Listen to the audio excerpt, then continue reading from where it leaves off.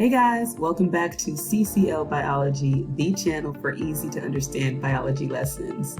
If you're looking for help with general, AP, or even college introductory biology, you are in the right place.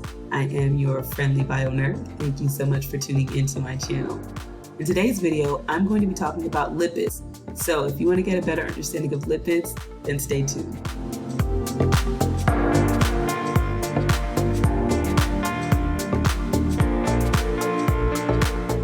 While you're here, don't forget to hit the like button and comment below if you find this video to be helpful.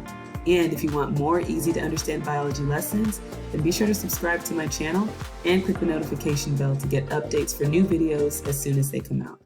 This video is part 2 about lipids.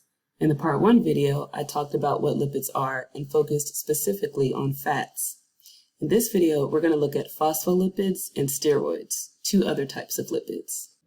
Lipids are not built with monomers and polymers like proteins, carbohydrates, and nucleic acids are. Be sure to check out my video on macromolecules if you want to learn more about monomers and polymers. I'll put that link in the description box below. But like the 3 macromolecules, proteins, carbs, and nucleic acids, lipids are also organic compounds, and they're built through dehydration reactions. Lipids are hydrophobic. That means that they have either very little attraction to water or no attraction at all. Now let's look at a type of lipid called a phospholipid, and we're going to start with the structure. Phospholipids are like fat molecules, and I talked about the structure of fat molecules in part 1 video, so be sure to check that out if you haven't already. So just like fat molecules, phospholipids have a glycerol molecule and fatty acids. But unlike fat molecules, phospholipids have only 2 fatty acid chains that are attached to the glycerol, whereas fat molecules have 3 chains. All right, so let's zoom in here on this structure to see what I mean by that. So here you see the glycerol head with these 3 sets of CH2s and these 2 oxygens here. The 3rd oxygen of the glycerol is there.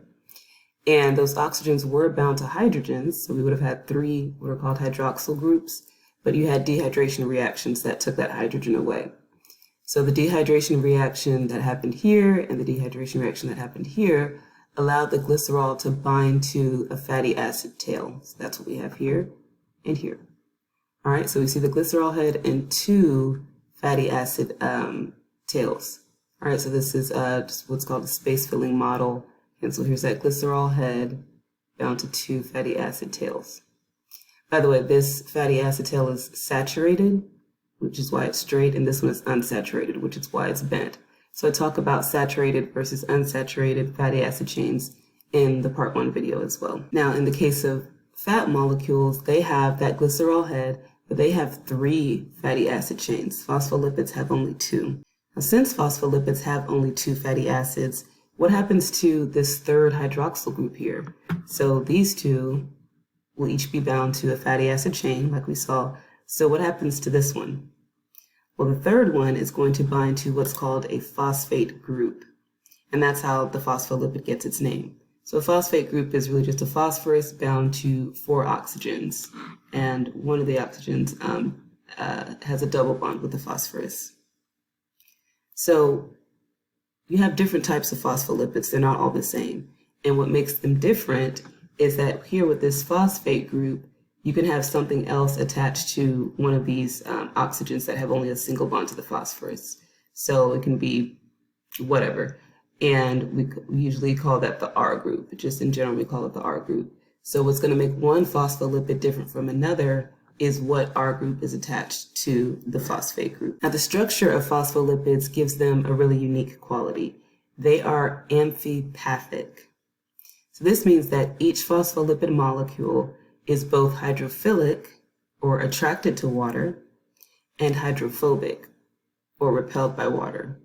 So how's that? How can they be hydrophilic and hydrophobic at the same time? Let's take a closer look. Okay, so I've drawn a really simple structure of a phospholipid. So this circle here represents the head, and then these 2 lines here represent the fatty acid tails. So if we open up that head, we'll see the glycerol molecule that we saw earlier. All right, so we have our 3 carbons. It's a 3-carbon alcohol. And so the first oxygen that was originally bound to a hydrogen, making that first hydroxyl group, had a dehydration reaction that allowed it to bind to the first fatty acid chain. So that's this first oxygen here. Second oxygen, same thing. The hydrogen is gone through the dehydration reaction, and it binds to the second fatty acid tail. The third oxygen is going to bind to a phosphate group. So that's what we see here. All right, and then I have my R, again, that's designating whatever binds to the phosphate group there. All right, so this is what's making up the head of the phospholipid. The glycerol molecule, which I have in red, the phosphate group, and the R group, which I have in purple. All right, and then making up the tails here, looking in green. So you see the C double bonded to the O, also bonded to the oxygens of the glycerol molecule. So these are the carboxylic acids, or they were the carboxylic acids of the fatty acid tails. So you have the C double bonded to the O. There used to be another oxygen and hydrogen, but those went away with the dehydration reaction so that it can bind to the glycerol molecule. So again, be sure to check out my macromolecules video where I go in depth about how dehydration reactions work. All right, so then this carbon is bound, and I didn't write in the carbons and hydrogens here. But essentially at every point there is a carbon, and that carbon is attached to a hydrogen. So it's just a whole chain of carbon-hydrogen bonds. Same thing here. All right, so this makes up the tail of the phospholipid. So let's get back to the amphipathic business. All right, so this head is hydrophilic, meaning it's attracted to water. Why is that? Because we have a lot of polarity going on here in this head. So the phosphate group is going to be polar. These are polar bonds here between the phosphorus and the oxygens. The R groups that attach tend to be polar. And then you have the glycerol molecule, these carbon-oxygen bonds. These are going to be polar as well. So overall, that's going to make the head of the phospholipid polar or hydrophilic. So this part is going to be attracted to water. Down here in the tail, these fatty acid chains, again, are just carbon-hydrogen bonds, and carbon-hydrogen bonds are always non-polar. All right, so that's going to make it hydrophobic. Essentially, if something's non-polar, it's pretty much hydrophobic. If it's polar, it's going to be hydrophilic. All right, so this tail overall is, well, completely is non-polar. All right, so that's how we get a hydrophilic portion of the phospholipid and then a hydrophobic portion of the phospholipid. So pretty cool, pretty unique with it being amphipathic like that. So if something polar is placed in water, if you have a polar solute that's placed in water, the water is essentially going to dissolve that solute or mix with it because that attraction there is going to be able to break apart the bonds and attach itself to the molecules that whatever it was that made up the solute, like it could be salt or sugar or something like that. And if you have something non-polar, like a fat molecule, then if you place it in water, it's not going to be attracted to that water. It's going to repel itself. It's not going to, fly away or swim away from the water. But if it's like oil, then it'll form like a separate layer. So let's talk about the phospholipids because they are both polar and non-polar. So what happens if we put a phospholipid in water? All right, so what the phospholipid molecules will do is form what's called a bilayer.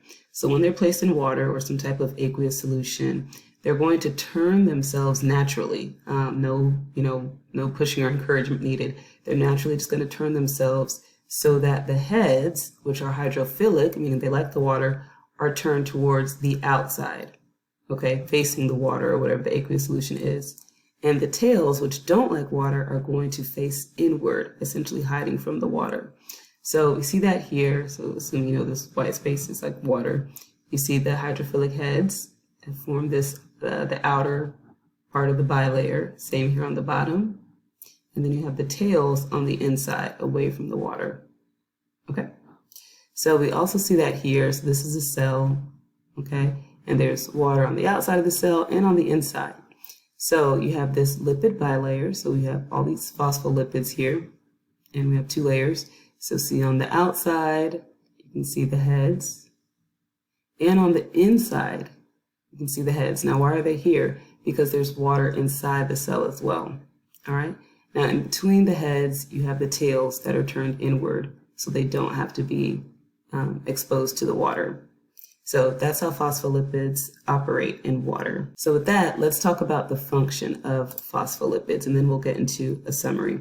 So the primary role of a phospholipid is forming a cell membrane. They form a membrane around cells. Now this is really important for the survival of cells because they live in aqueous solutions. Okay, so like I just showed here, you have this cell. Our cells are in aqueous solutions. So you have this phospholipid bilayer, and that's going to form the membrane. All right, so that's really what's all around this cell. You see all these hydrophilic heads. So again, that's really important for the survival of the cell. That phospholipid membrane protects everything that's inside of the cell. So I'm going to have a separate video about cell membranes specifically, so be sure to check that out when it comes out. So let's just do a quick summary of phospholipids. So regarding their structure, again, they have one glycerol molecule, like we saw, and two fatty acid chains, plus that phosphate group that's attached to the glycerol molecule at the top. The phosphate group is how it gets its name, phospholipid, and that's also what makes it different from fat molecules. What also makes it different is that fat molecules have 3 fatty acid chains instead of 2. Okay, so what makes one phospholipid different from another phospholipid is that R group that's attached to the phosphate group. Phospholipids are amphipathic, meaning they are both polar and nonpolar. Part of it likes water, part of it doesn't. The head is hydrophilic, that's the part of it that is attracted to water. And the tails are hydrophobic, they don't like water. So when they're in water or an aqueous solution, phospholipids form the bilayer. The heads turn themselves naturally to the outside to face the water, and the tails turn inward to hide from the water. And their primary function is to form a protective membrane around cells. Another type of phospholipid that we want to look at are steroids. So there are different types of steroids, but they all have 4 fused carbon rings. So let's take a look here at this kind of basic steroid skeleton. So you see these 4 shapes. These all represent carbon rings, and they're attached together. All right, so again, these you don't see the actual C's written here, but these numbers are actually designating the carbons. So looks like this one has 17 carbons within this ring. So that's how all steroids are going to look. They're all going to have 4 fused carbon rings. And they can have different things attached to the rings in different places, but they're always going to have 4 fused carbon rings. So what makes one steroid different from another steroid is whatever is attached, whatever's coming off of those rings. A well-known steroid is cholesterol, right, like we see here. All right, so again, we see 4 fused carbon rings. All right, and we've got some attachments. We've got what's called a methyl group here, CH3, a hydroxyl group, this OH, another methyl. All right, and then this carbon chain here. And we've also got a double bond here in this carbon ring. So that's cholesterol, and cholesterol is important biologically.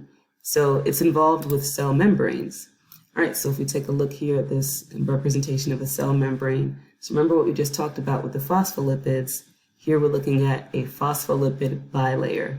So you see the heads, hydrophilic portions are turned outward, and then you've got the tails, which are inward. Now you see here these little yellow things here, and you see those rings. These are cholesterol molecules, all right? So that's how it is in real life. Cholesterol molecules are embedded within our cell membranes. So they assist with the structure and function of cell membranes. All right, cholesterol is also important because it serves kind of as the building block for other steroids like estrogen or testosterone. So we do need cholesterol in our bodies, but too much cholesterol is thought to contribute to a disease called atherosclerosis. So this happens when the arteries become really narrow because there's a lot of buildup of plaque. So cholesterol is thought to contribute to that. So that's usually why health recommendations are to limit the amount of cholesterol that you take in. But we do need some amount of cholesterol for the healthy function of our cell membranes. Well, that's it for today's video. I hope it was helpful for you. If so, then please leave a thumbs up in the comments section below. And if you have any questions, then please type those in the comments and I'll do my best to provide you with an answer. Don't forget to like, comment, and subscribe for more easy to understand biology lessons. Thanks so much again for watching CCL Biology. That is Christ-Centered Life. Thanks, God bless, and bye-bye.